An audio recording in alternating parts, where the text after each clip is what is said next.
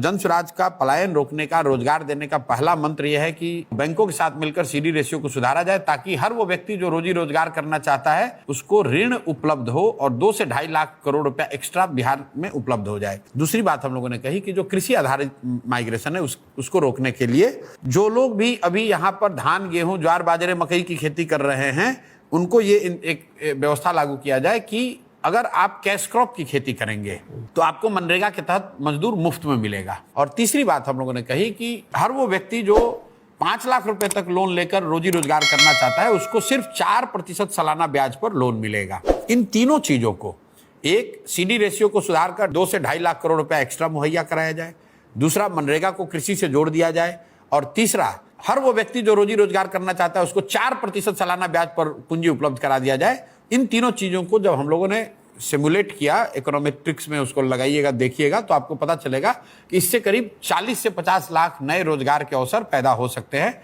वही जनस्वराज का मंत्र है कि साल भर के अंदर पलायन बंद। 5 साल में 50 लाख या एक साल में? पहले साल में। एक साल में प्रशांत किशोर 50 लाख लोगों को रोजगार दिला देंगे। बिल्कुल।